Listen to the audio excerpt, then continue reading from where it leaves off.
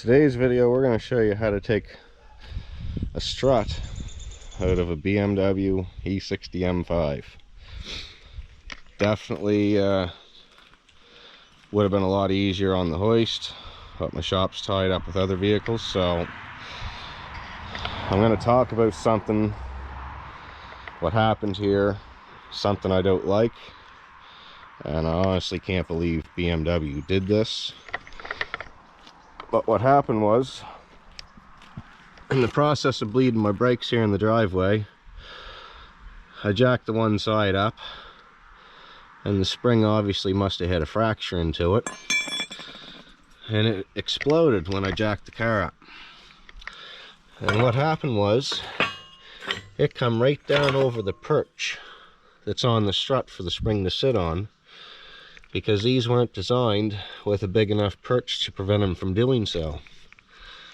Had I been driving this down the road, this sharp pointy spring would have drove into the inside of that tire and most likely probably sheared it off if I would have been doing any speed, and then we'd have had major catastrophic damage to the fender, the bumper, probably the headlight. I'm almost going to guarantee you it would have made an awful mess of things. So if you own one of these cars, higher mileage, I'm struggling to get to 210. I'm at 207 right now. I blew a brake line and had a caliper seize when I got it out this year, so I haven't got to put many kilometers on it. And luckily this happened in the driveway, not while I was driving. So what I'm going to end up doing is I'm going to lower this whole car. If one spring did that, chances are the other one on the other side isn't too far behind. So I'm going to show you what you got to do to get this sucker out, because as you can see, we've got a few pieces here connected. So the first thing I did was tackle the tie rod, and a lot of times when you unbolt these, they fall down because your bolt gets bound up in the rusty threads and you end up spinning the whole shaft. And then when it falls down, it wants to free spin.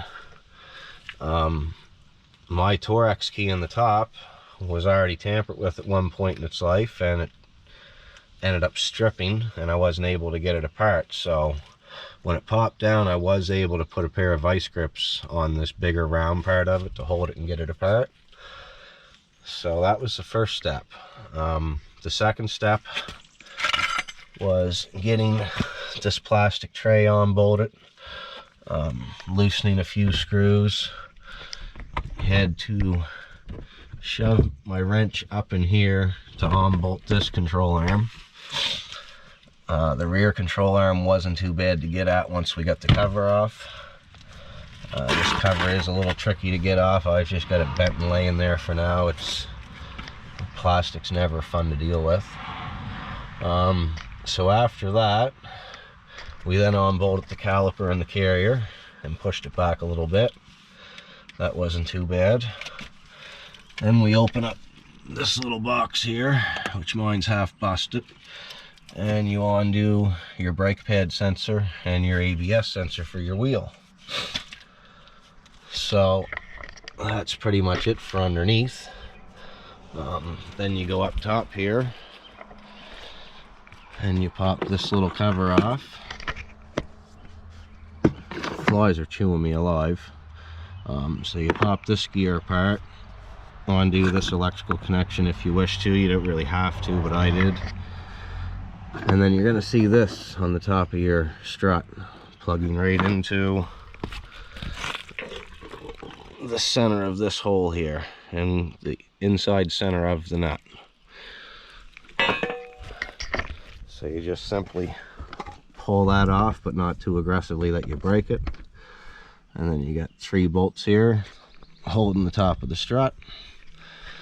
Once you get those unbolted, chances are it won't be a whole big of, or actually, sorry, I forgot the sway link. But once you get those bolts undone, there's a through bolt in the back of the sway bar arm, and then there's just a little, I think it's a 16, little short bolt that goes in right there.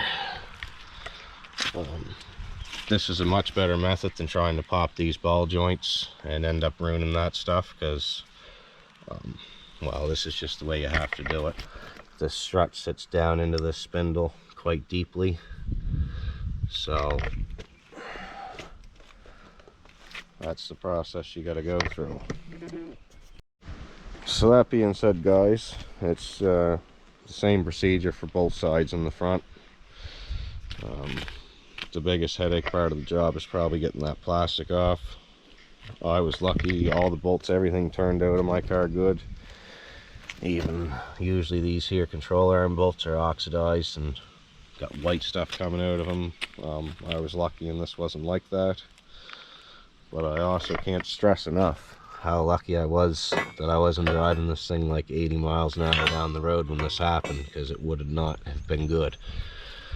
Literally, I bled the brake on that side.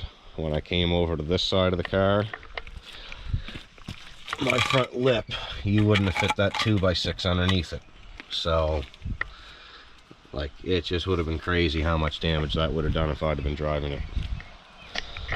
So I'm currently waiting for my order from Turner Motorsports to get here. I ordered their sport springs. They lowered, I believe, 0.8 in the front and 1.2 in the rear. Very affordable solution, and we're going to get all four corners dealt with. That way I can have peace of mind when I'm driving this thing, because again, I cannot get over how small that perch is. Like, literally, this first ring breaks off and you can see how hard of an angle that's on. That would have drove into the corner edge of this tire on the back side. It would not have been good, guys. So even though it's jacked up, this is pretty much how the car sits.